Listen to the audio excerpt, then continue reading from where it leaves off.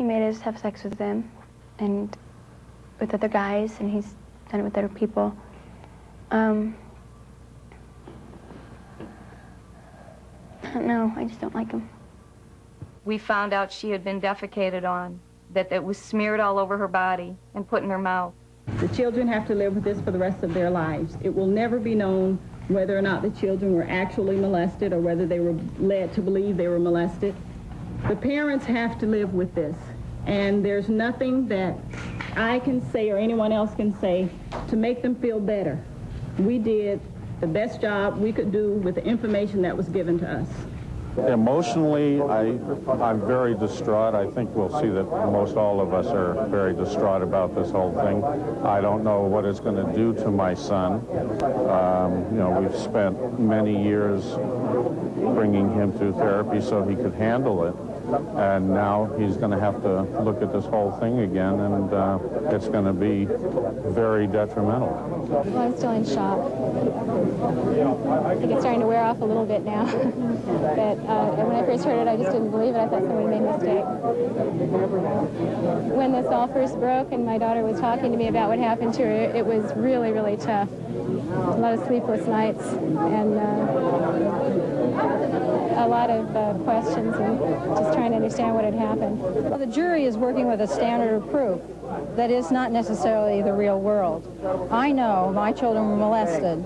I've had my daughter lay in between my husband and I for a whole year because she was so afraid that somebody would come and get her, that they would kill her because she told. Now, that's what I live with. And the world, yes, will think Ray Bucky is innocent. And I just hope that you don't send your children to his preschool. It was really hard stuff to talk about.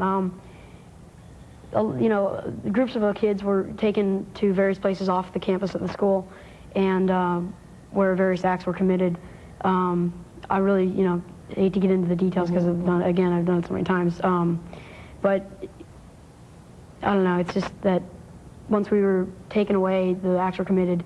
We were usually brought back in a short period of time, and I guess it would seem to a parent that nothing had happened. And it was really hard to, as a child, I remember at the time, I can, you know, remember that it was just so hard to try to talk about to anybody because you were just scared. You're really scared, and these things you couldn't just come out and say, you know, Mom, I have a question. It was really hard to do. Well, I wanted to find out if they're going to jail or not, and for the last 5 years, I had no doubt in my mind. I thought they were going to jail, and when I heard the verdict, not guilty, I mean, a chill just goes throughout your body, and it's like tears running down your face, but not tears. It's really bad. Well, I was molested physically, and I'm not going to go into detail, and the 13 counts that I think that they called a mistrial, dealing with the Satanic Church and stuff like that, I was involved in that too, and it's not, 500 kids don't come up with the same story and just make it up. I might just add to that, it was equally as difficult for us to listen to what he had to say. And I can imagine how hard it was for him to tell it. It's not a story, it's what really happened, it's facts. And, you know, it just hurts me to think that Ray's still out there. I saw what the system did. I saw how it treated children. I saw how it treated adults. It doesn't work very well. It didn't work for either side. And now everybody, it's a very safe side to be on, saying, gee, these poor children went through hell, and they did go through hell. But I am not the cause of their hell, neither is my mother. Nothing that happened at that preschool is the cause of their hell. The cause of their hell is the product of the adults who took on this case and made it what it is. If we were lying, I don't think we would come up with such good lies. If this isn't true, I mean, you can do anything you want with me, but it's true. They said that if we told that the devil would come and kill our parents, and he said that we wouldn't live to be the age 9. Molesting me. What does that mean? What does molesting you mean? Touching us in places we don't want, and then they would like threaten us like, oh, you don't say a word else we're gonna come to your house and kill everybody except for you, and we're gonna send you to the devil and everything. And they would scare us really much. It's shocking. It just cannot be true. They're just wrong. Sorry. My feeling is we needed guilty verdicts so that what's going on around the rest of the world can continue, have something to be based on. By saying not guilty, you know, everybody's on their own now is what it's going to amount to. Life is not fair. I tell my children all the time, and I did way before this ever entered our life, there is no such thing as fair. Fair is the word in the dictionary. If you think there's such thing as fair, go ahead and think it. Doesn't mean anything. You'll always say it was unfair. I'm just real disappointed. You know, we have programs all over the country that tell children to run and tell when somebody hurts them. And our children told. Some of them spent 35 days on the stand, and they get a not guilty. It shows that our justice system needs to revamp for kids if kids are going to be important.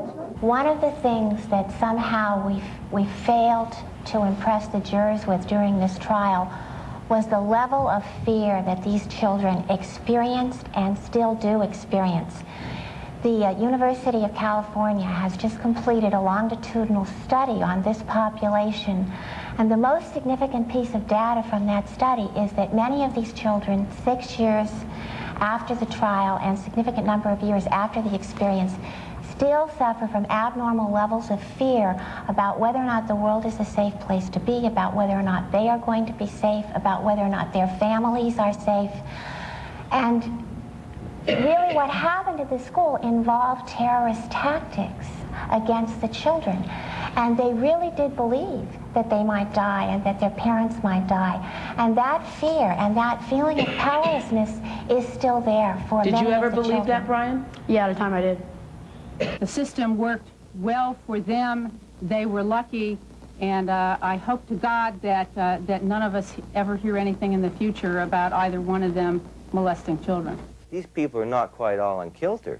We're talking, they're believing nationwide conspiracy of ritualistic satanic abuse, pedophiles in preschool settings, and gee, we didn't find one scrap of evidence in a nationwide conspiracy to back that up. That's their belief. Every teacher in Manhattan Beach is a child molester.